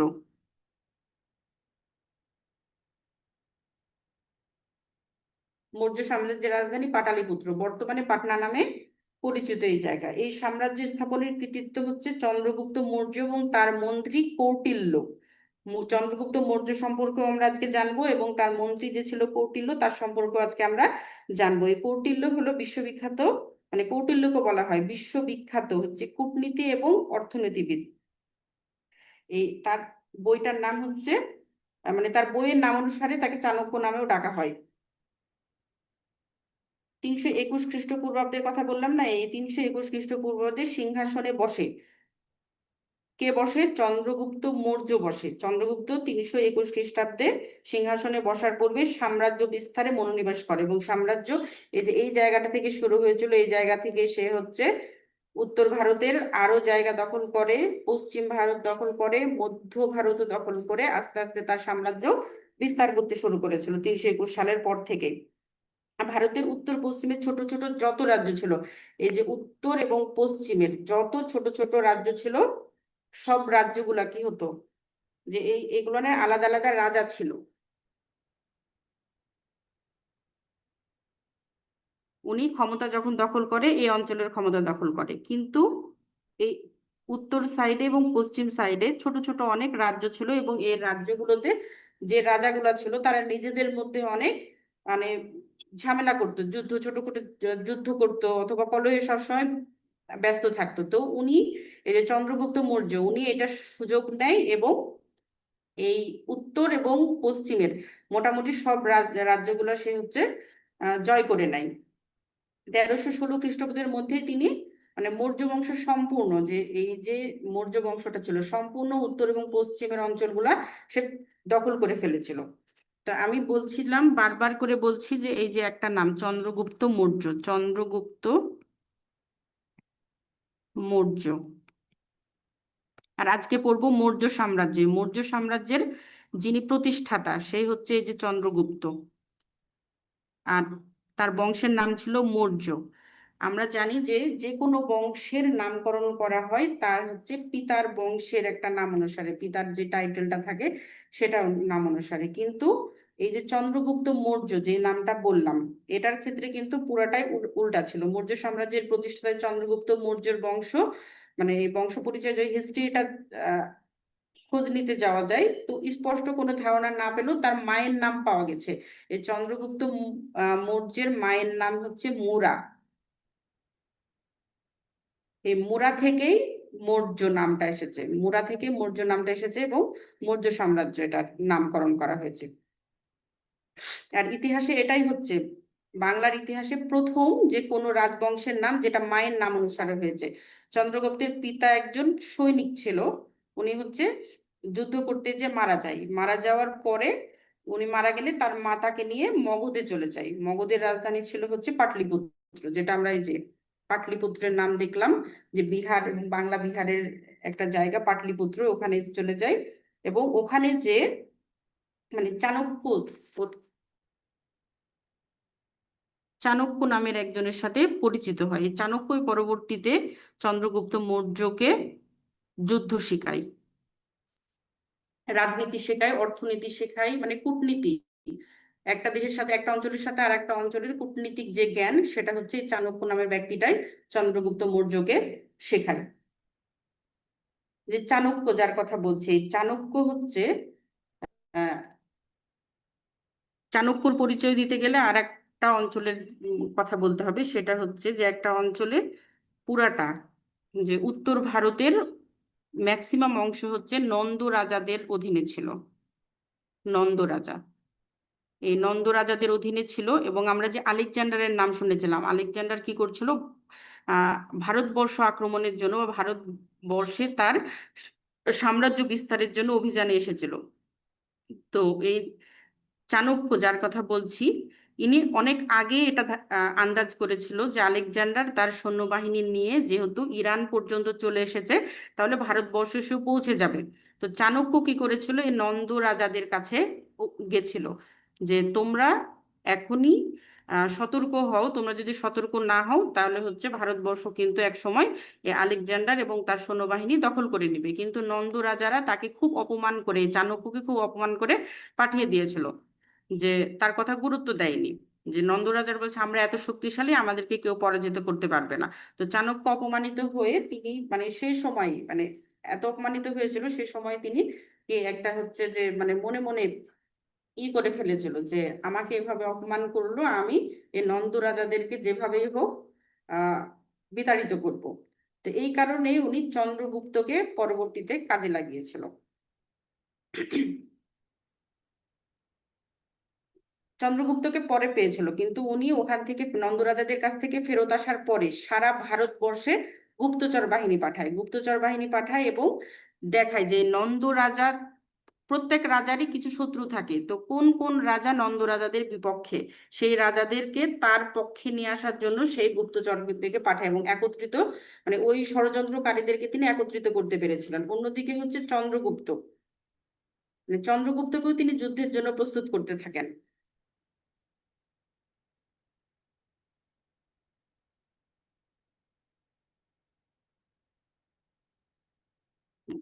প্রথমত বললাম যে এই চাণক্য নন্দ রাজার বিরুদ্ধে অনেকগুলা রাজাকে দাঁড় করিয়ে ফেললো। এরপরে তার গুপ্তচর দিয়ে নন্দ রাজার রাজ্যে যে সকল কর্মচারী ছিল সেই কর্মচারীদেরকেও নন্দ রাজার বিরুদ্ধে নামিয়ে দিয়েছিল। এরপরে হচ্ছে চন্দ্রগুপ্ত মৌর্যকে যুদ্ধে নামায় এবং যুদ্ধে অবভিয়াস ভাবে নন্দ রাজা হচ্ছে পরাজিত হয় এবং চন্দ্রগুপ্ত মৌর্য কি করে মানে জিতে যায়। হবার নয় নাকি কেউ কি কিছু বলছেন? 29-30 বছরে যা থাকে আচ্ছা 29-30 বছরের পর আচ্ছা মনে করো হবার নাই সকলের দৃষ্টি আকর্ষণ করছি অযথা আপনারা মাইক্রোফোন মানে মিউট করে আমাদের ক্লাসে একটু কথা বলার সুযোগ করে দেন। সকলে একটু মাইক্রোফোনটা মিউট করে রাখেন, আমাদের ক্লাস করতে অসুবিধা হচ্ছে। ভালো কি ভালো সব মোবাইলে ভালো কোনটা যে কথা বলতেছে তার মাইক্রোফোনটা মিউট করে দেন আপনি ওখান থেকে। কোনটা ভালো কোন এক নম্বর কোনটা আমি ইয়াসিন আলীর দৃষ্টি আকর্ষণ করছি।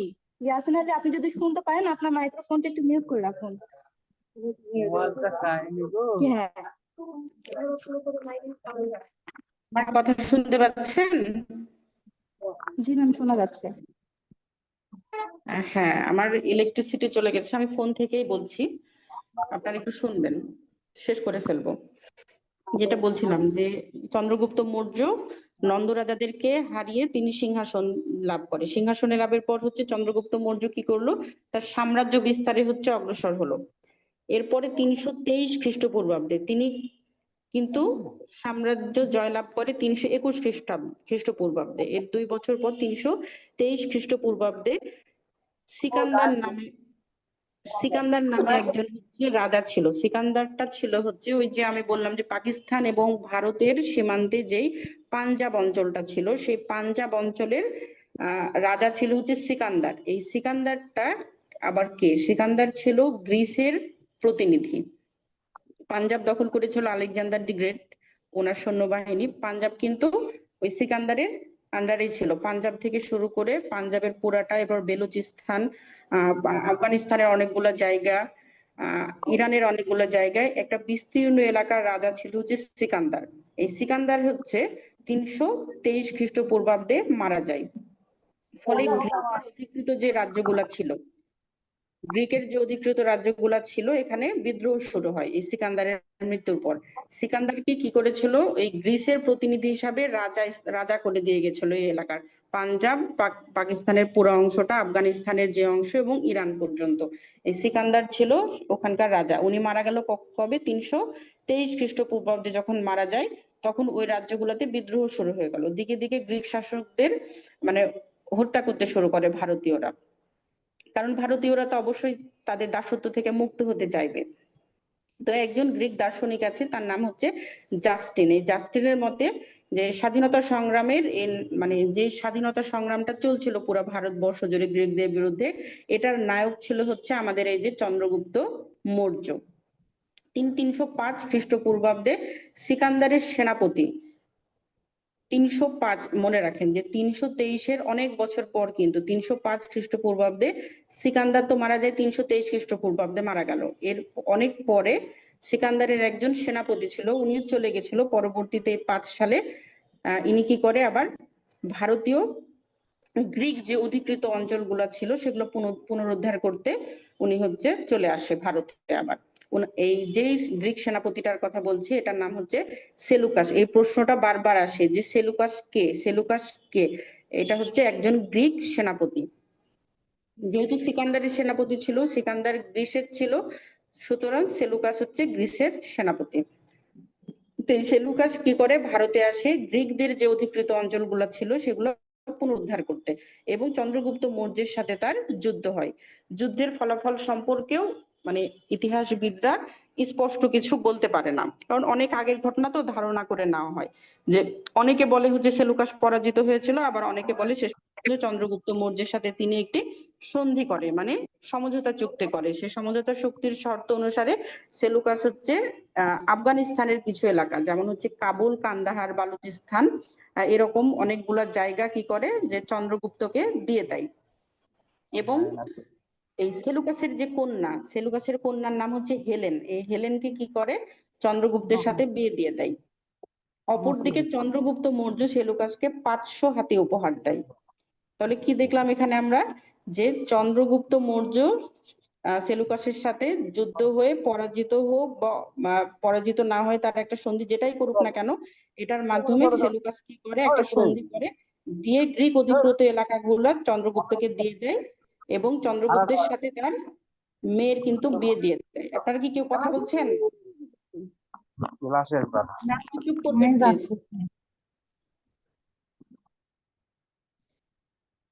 এরপরে যে সন্ধির ফলে এই যে হেলেনের সাথে চন্দ্রগুপ্ত মৌর্যের বিয়ে হয় এবং চন্দ্রগুপ্ত মৌর্য উপহার হিসাবে 600টা হাতি তাকে উপহার দেয়।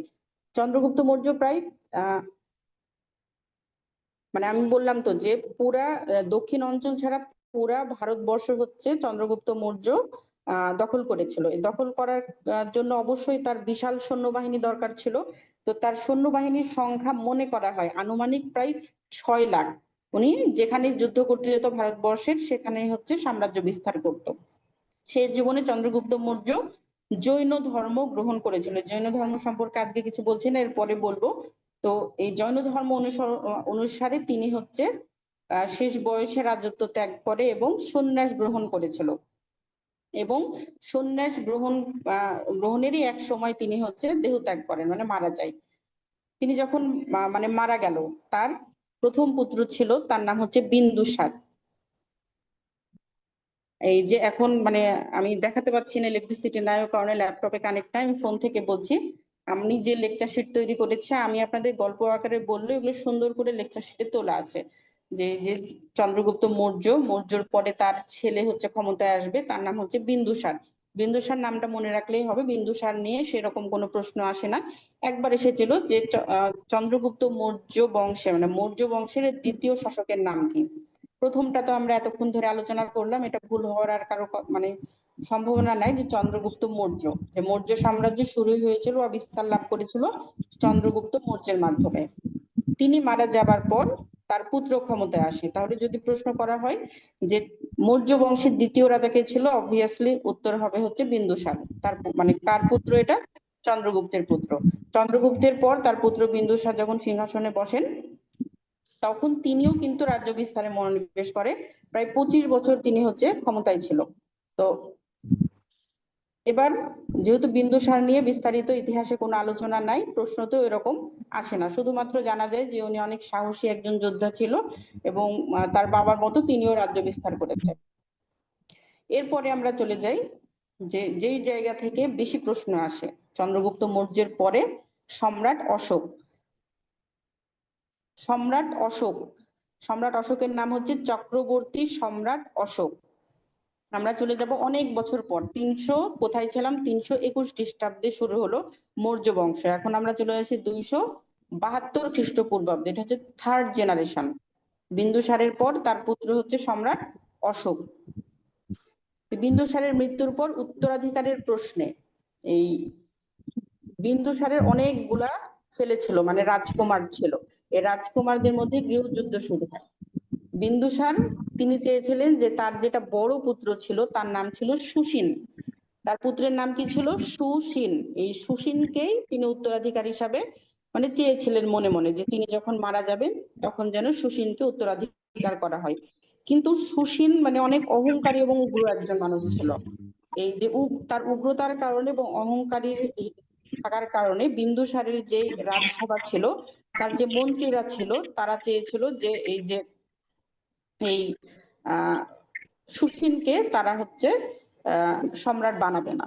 তার আরেকটা পরের যে পুত্র, 2 নাম্বার পুত্র ছিল, তার নাম ছিল অশোক। অশোককে হচ্ছে মন্ত্রীরা সমর্থন করে এবং মানে তার ভিতরে একজন উল্লেখযোগ্য মন্ত্রী আছে রাধাগুপ্ত নামের। সে রাধাগুপ্ত একবারে সর্বাত্মক চেষ্টা করে অশোকই যেন হচ্ছে পরবর্তী সম্রাট হয়। তো কি হলো যে এই রাধাগুপ্ত নামক মন্ত্রীর সাহায্যে অশোক সিংহাসন কিন্তু বসে গেল।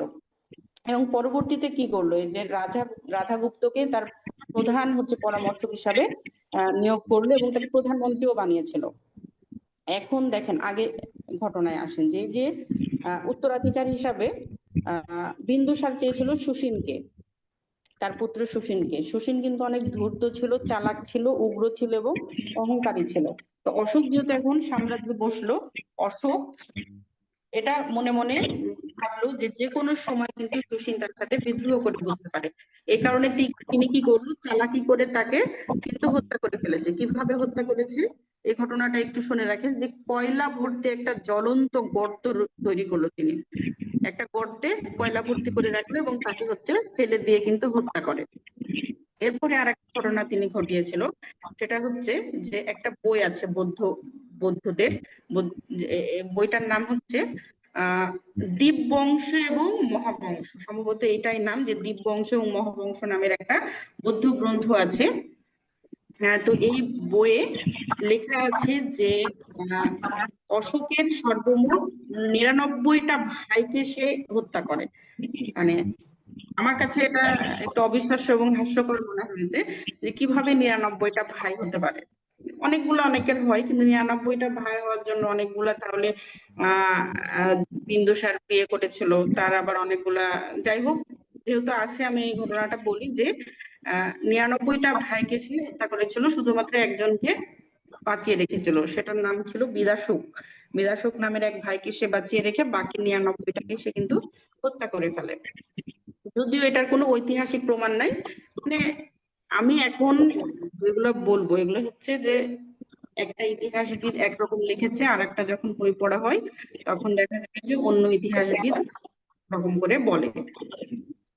তো ঘটনাগুলো একটু মনে রাখতে পারে, মানে ভালো লাগবে। যেহেতু নাম বললাম, চন্দ্রগুপ্ত মৌর্য, এরপরে বিন্দুসার, এবার অশোক, এরপরে দেখবেন যে আবার কোন একটা বংশের নাম পড়ছি, সেখানে আবার চন্দ্রগুপ্ত আছে। তো কোথায় কোন চন্দ্রগুপ্ত উলট পালট হয়ে যায়। তো ঘটনাগুলো যদি একটু জানা থাকে, মানে আমি এরকম করে পড়ার চেষ্টা করতাম, যে ওই রাজাটা সম্পর্কে বিস্তারিত একটু জানলাম, তাহলে আর ভুল হবে না যে কোন রাজার পরে কে ছিল, তার পুত্র কে ছিল, কিভাবে সে সাম্রাজ্যে আসলো, সাম্রাজ্য জয় করলো, এগুলো যদি মনে থাকে, তাহলে সিকোয়েন্স গুলো মনে থাকে, কার পুত্র কে, দ্বিতীয় কে ছিল, তৃতীয় কে ছিল, বা প্রথম কে ছিল। এই কারণে আপনাদেরকেও ঘটনাগুলো একটু বলছি। তো উনি তার 99টা ভাইকে হত্যা করেন। এরপরে এই যে 272 খ্রিস্টপূর্বাব্দে অশোক ক্ষমতায় আসে। এরপরে 3 বছর পরে 269 খ্রিস্টপূর্বাব্দে, মানে 3 বছর পরে হচ্ছে সে কি করলো, সে হচ্ছে সাম্রাজ্য বিস্তারে মনোনিবেশ করলো। এবং উনি মানে আগের যেই তার বংশধররা ছিল, বিন্দুসার এবং তার পিতামহ হচ্ছে চন্দ্রগুপ্ত মৌর্য, তাদের থেকে আরো বিধ্বংসী ভাবে সে যুদ্ধ করা শুরু করলো। বিধ্বংসী ভাবে যুদ্ধ করা শুরু করার ফলে অনেক মানুষ মারা যেত। সব থেকে বেশি মানুষ মারা গেছিল কৌলিঙ্গ নামের একটা যুদ্ধে উনি জড়িয়ে পড়ে। সেই কৌলিঙ্গ যুদ্ধে হচ্ছে 1 লাখ মানুষ মারা গেল। 1 লাখ মানুষ মারা গেল এবং 1.5 লক্ষ মানুষ হচ্ছে নির্বাসিত হলো, মানে ঘর বাড়ি ছাড়া হলো। এই যে মানুষ মারা গেল, মানুষ নির্বাসিত হলো, তো এটাতে তো মানুষের হচ্ছে অনেক ক্ষয়ক্ষতি হলো এবং দুঃখ দুর্দশা তৈরি হলো।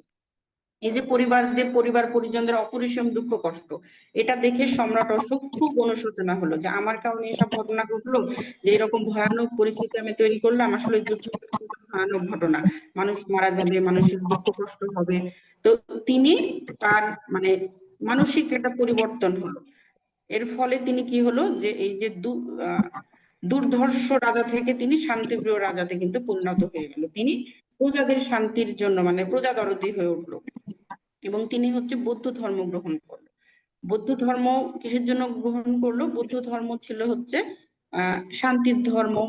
মানে শান্তি বলতে যে জীব হত্যা করা যাবে না, যুদ্ধ করা যাবে না, সবার সাথে সৌহার্দ্যপূর্ণ আচরণ করতে হবে, জীব কোনো ধরনের জীবকে হত্যা করা যাবে না, এইরকম।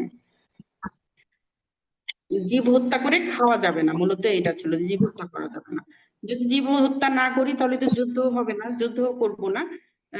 তো তিনি এই ধর্মটা গ্রহণ শুধু করেনি, এই ধর্মটা বিস্তারও করতে শুরু করে। আমাদের ভারতবর্ষে শুধু না, ভারতবর্ষের বাইরে যেগুলো ছিল, যে পারস্য মানে ইরানে, এরপরে তুরস্কে, এরপরে হচ্ছে যে ইউরোপের, মানে আমাদের পরে তো ইউরোপের আশেপাশে কিছু দেশে তিনি কি করে, তার রাজপ্রতিনিধি পাঠায়, যেন সেই সব জায়গায় যে বৌদ্ধ ধর্মে বিস্তার করে। এমনকি তার কন্যা এবং জামাতা এদের দুইজনকেও বৌদ্ধ ধর্ম প্রচার করার জন্য অনেক জায়গায় পাঠিয়েছিল। শেষে তিনি পাঠিয়েছিল হচ্ছে শ্রীলঙ্কাতেও কিন্তু বৌদ্ধ ধর্ম, এই কারণে যে তখন থেকে কিন্তু বৌদ্ধ ধর্মের প্রচার ঘটে শ্রীলঙ্কাতে।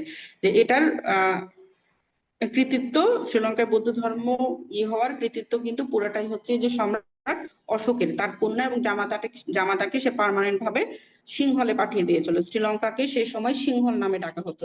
সেই সিংহলে পাঠিয়ে দিয়ে সেখানে বৌদ্ধ ধর্মের প্রচার ঘটে। এই যে বৌদ্ধ ধর্ম গ্রহণ করলো এবং প্রচার করলো, এবং জীব হত্যা যে মহাপাপ, জীব হত্যা করা যাবে না, এটাকে তারা মারাত্মক পর্যায়ে নিয়ে চলে গেছিল, যে কোনো ধরনের জীবই খাওয়া যাবে না। এমনি পশু তো খাওয়া যাবেই না, মানুষ মারা যাবে না, তারা মাছ খাওয়া বন্ধ করে দিয়েছিল। মাছও খাওয়া যাবে না, মাছও যেহেতু একটা জীব, মাছ খাওয়া যাবে না। কিন্তু সে সময় হচ্ছে কৈবর্ত নামের একটা জাতিগোষ্ঠী ছিল, কৈবর্ত বলা হয় যারা জেলে সম্প্রদায়। মাছ যদি মানুষ না খায় তাহলে জেলেরা তো না খেয়ে মারা যাবে। ম্যাম, আপনার কি স্ক্রিন শেয়ার দেয়া নাই, না স্ক্রিন শেয়ার হচ্ছে না? ও আপনি মনে হয় ছিলেন না, আমার ইলেকট্রিসিটি চলে গেছে, তো আমি ল্যাপটপ থেকে ফোন দিয়ে বলছি। ও আচ্ছা, ঠিক আছে, সমস্যা নেই। আচ্ছা, তো এই যে জীব হত্যার কথা বলছিলাম, তারা মাছকেও খাওয়া বন্ধ করে দিল। তো এই মাছ খাওয়া বন্ধ করার ফলে কৈবর্ত নামের একটা জাতিগোষ্ঠী ছিল যারা জেলে সম্প্রদায়, এরা বিদ্রোহ করে বসলো। শুধু এরা না, আস্তে আস্তে এই যে যখন সম্রাট অশোক মারা গেল, সম্রাট অশোক মারা যাওয়ার পর সম্রাট অশোক পুরা ভারতবর্ষ একাই পরিচালনা করেছে। তিনি মারা যাওয়ার পর তিনি কিন্তু বলে গেছিল যে আমি মারা যাওয়ার পর আমার ছেলেরা আবার কেউ কাউকে মেরে ফেলো না, তোমরা ভাগ করে নিও সব সাম্রাজ্য। তখন তারা ছোট ছোট অংশে তার ছেলেগুলা ভাগ হয়ে যে ছোট ছোট ভাবে পরিচালনা করতো। তো একটা সাম্রাজ্যে অনেকগুলো রাজা থাকার কারণে তাদের মধ্যে অনেক ঝামেলা হতে তৈরি করলো, তাদের শত্রু তৈরি হলো। এইভাবে আস্তে আস্তে কি হলো, রাজ্য ছোট হতে থাকে, অন্যরা এসে এটার সুযোগ নেয় এবং তাদেরকে পরাজিত করে অন্য সাম্রাজ্য আসে। মানে মূলত এভাবেই সম্রাট অশোক মারা যাওয়ার পরে যে তিনি বৌদ্ধ ধর্ম গ্রহণ করেছিল, বৌদ্ধ ধর্মের স্পেসিফিক কিছু নীতিমালা তারা মেনে চলবে, যেমন জীব হত্যা করা যাবে না, যুদ্ধ করা যাবে না, মারামারি করা যাবে না, এইসব শিথিলতা গ্রহণ করার কারণে অন্যরা সুযোগ নিয়ে আস্তে আস্তে কি হয়, মৌর্য সাম্রাজ্যের পতন ঘটে। তো মৌর্য সাম্রাজ্যটা মূলত আপনারা খুব ভালোভাবে মনে রাখবেন, এখান থেকে প্রচুর প্রশ্ন আসে। অশোক থেকে আসবে যে কত লক্ষ লোক মারা যায়, কোন সম্রাটের সময় যুদ্ধ হয়েছিল, কৌলিঙ্গ যুদ্ধ, অথবা কোন যুদ্ধে 1,00,000 লোক মারা যায়, এটার উত্তর হবে কৌলিঙ্গ যুদ্ধ। এরপরে মৌর্য সাম্রাজ্যের প্রথম সম্রাট কে ছিল, চন্দ্রগুপ্ত মৌর্য। দ্বিতীয় সম্রাট কে ছিল, দ্বিতীয় সম্রাট ছিল হচ্ছে বিন্দুসারের ছেলে সম্রাট অশোক। এরপরে আর কোনো সম্রাটের নাম আসবে না। তারপরেও যখন স্লাইডটা আপনারা দেখবেন যে মৌর্য সাম্রাজ্যের যতগুলা রাজা ছিল সবার নাম দেয়া আছে এবং কিছু করে তথ্য অ্যাড করে দেওয়া আছে। আর আরেকটা কথা হচ্ছে যে এই যে প্রথমে পড়েছিলাম আমরা যে চন্দ্রগুপ্ত মৌর্য, ওর একজন কে ছিল, কূটনীতিক ছিল, চাণক্য, অর্থনীতিবিদ। ওনার সম্পর্কেও নেক্সট ক্লাসে ছোট করে একটা আলোচনা করব, কারণ ওখান থেকে গুরুত্বপূর্ণ কয়েকটা প্রশ্ন আসে, এখন আর না বলি। তো আজকে ইলেকট্রিসিটি না থাকার কারণে আলোচনাটা ছোট করে শেষ করছি। পরবর্তীতে আপনাদের সাথে আবার ক্লাসে যুক্ত হব। আপনাদের যদি কোনো কোশ্চেন থাকে এর পরের দিন আমি নিব, আজকে আর না নেই। সবাইকে থাকার জন্য ধন্যবাদ। শেষ করলাম আমি ক্লাস। অসংখ্য ধন্যবাদ ম্যাম, এত সুন্দর করে আমাদের সাথে সবকিছু বুঝিয়ে দেওয়ার জন্য। আপনাদের কারো কি কোনো প্রশ্ন রয়েছে ম্যামের ক্লাস সম্পর্কে বা আপনাদের পড়াশোনার বিষয়ে? যদি কারো কোনো প্রশ্ন থেকে থাকে আপনারা ম্যামকে করতে পারেন, অথবা ইজি জব প্রিপারেশন সম্পর্কে যদি আপনাদের কোনো প্রশ্ন থেকে থাকে আপনারা বলতে পারেন। তারপর আমি জানিয়ে দিচ্ছি, সেটি হচ্ছে যে আমাদের প্রথম 100 জনের জন্য 90% ডিসকাউন্ট করতে চলছে। 90% ডিসকাউন্টে বিসিএস এর কোর্স ফি আসবে আপনার 500 টাকা। এছাড়া বিসিএস বাদে শিক্ষক নিবন্ধন, প্রাইমারি 10ম থেকে 20তম গ্রেডের যে চাকরিগুলো আছে এগুলো কোর্স ফি আসবে আপনার 300 টাকা মান্থলি। এছাড়া আপনারা 1 টাকায় অনলাইনে আমাদের যে এক্সাম ব্যাচ আছে সেই এক্সাম ব্যাচ করতে পারেন। আমি আমাদের হোয়াটসঅ্যাপ গ্রুপ এবং ফেসবুক দিয়ে দিয়েছি, আপনারা এখানে যুক্ত হয়ে আমাদের ক্লাস এবং চাকরির যাবতীয় তথ্য এখানে পেয়ে যাবেন ইনশাআল্লাহ। এছাড়া আমাদের হেল্পলাইন নাম্বার আছে, আপনারা এখানে যোগাযোগ করতে পারেন বা আপনাদের ফোন নাম্বারটি শেয়ার করতে পারেন আমাদের সাথে। আমি আমাদের ওয়েবসাইট লিংক দিয়ে দিয়েছি, ওয়েবসাইট লিংকের মাধ্যমে আপনারা 90% ডিসকাউন্টের যে অফারটি রয়েছে সেটি গ্রহণ করতে পারেন। আপনাদের কারো কি কোনো প্রশ্ন রয়েছে? আমাদের আগামীকাল রাত 9টায় এই লিঙ্কে আবারও ক্লাস রয়েছে। ক্লাস চলছে এই সপ্তাহে। এরপরে আমাদের পেইড ক্লাস শুরু হয়ে যাবে। তো আপনারা অবশ্যই আগামীকালকে রাত 9টায় এই লিঙ্কে ক্লাসে জয়েন করতে পারেন। আমাদের সকল শিক্ষক থাকছেন বিশেষ ক্যাডার স্যার ম্যাম, এছাড়া বাংলাদেশ ব্যাংক ঊর্ধ্বতন কর্মকর্তা।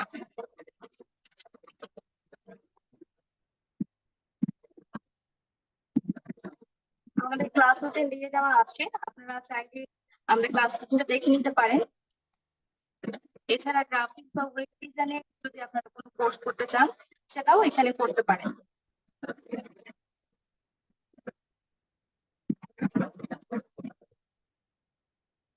আপনাদের কারো কি কোনো প্রশ্ন আছে বা কোনো পরামর্শ যদি থাকে আমাদের সাথে শেয়ার করতে পারেন।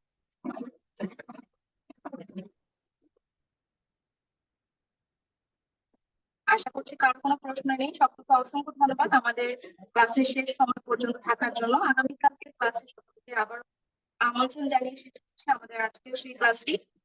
আপনারা সকল ভালো থাকবেন। শুভরাত্রি। আসসালামু আলাইকুম।